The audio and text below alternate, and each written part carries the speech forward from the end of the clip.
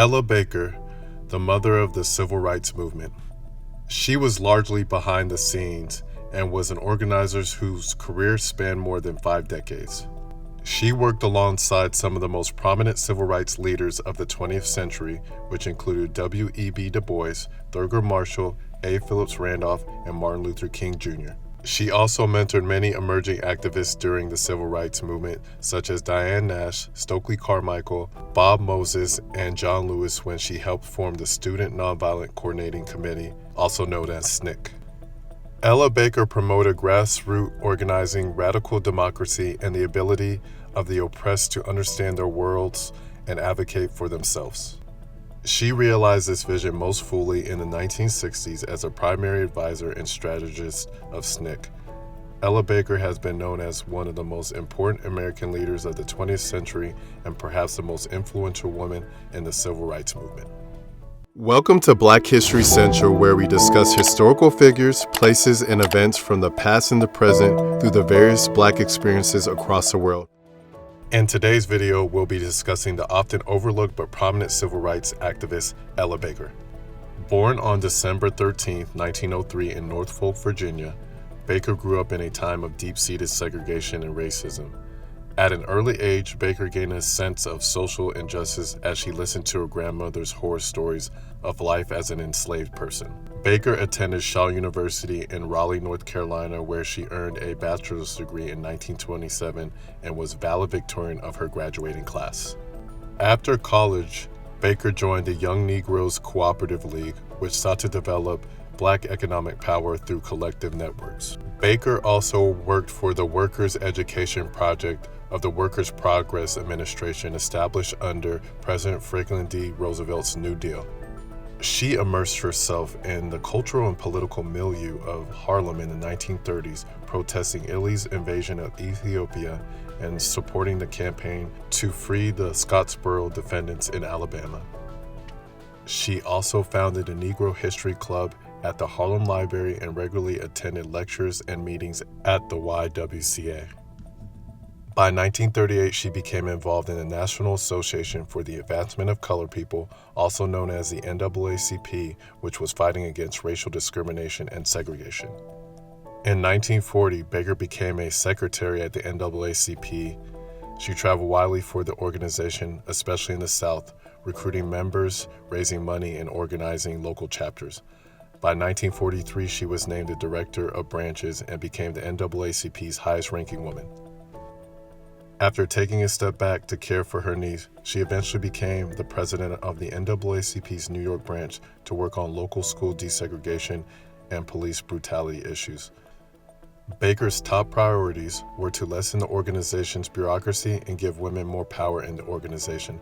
This included reducing Walter Francis White's dominating role as the executive secretary. Baker's work with the NAACP led her to become involved in the Southern Christian Leadership Conference, which is also known as SCLC, a civil rights organization founded by Dr. Martin Luther King and other prominent civil rights leaders. She served as the SCLC's executive director from 1957 to 1960 and helped to initiate voter registration campaigns and identify other local grievances. Their strategy included education, sermons in churches, and efforts to establish grassroots centers to stress the importance of the vote.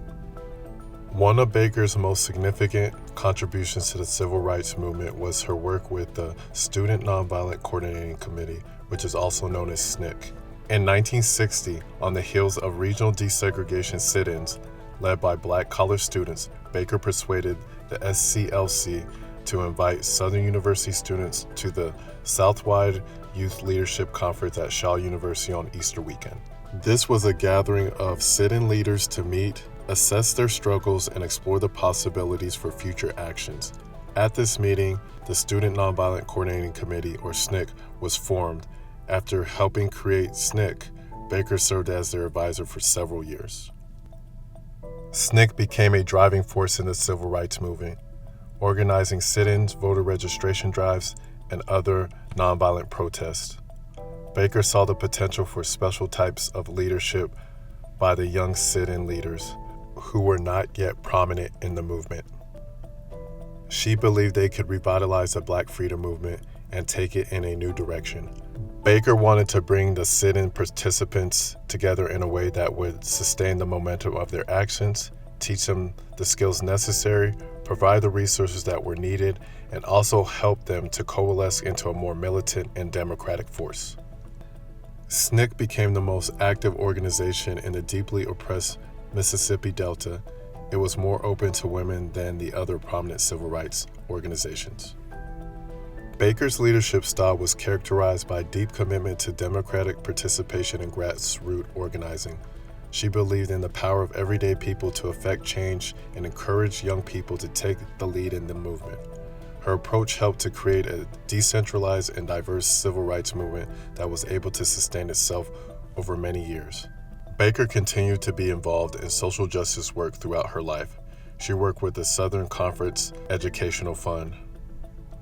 Baker also supported the Puerto Rican independence movement and spoke out against apartheid South Africa. She allied with a number of women's groups, including the Third World Women's Alliance and the Women's International League of Peace and Freedom. She remained an activist until her death on December 13, 1986, at 83 years old. In recognition of her contributions to the civil rights movement, she was inducted into the National Women's Hall of Fame in 1994. In conclusion, Ella Baker was a trailblazer in the civil rights movement who helped shape the direction of the movement and empower everyday people to create change. Her commitment to grassroots organizing and democratic participation was a major force in the movement's success, and her legacy continues to inspire social justice activists today. Thank you for watching. Please like and subscribe. If you have an idea on what I should cover next, please leave a comment below.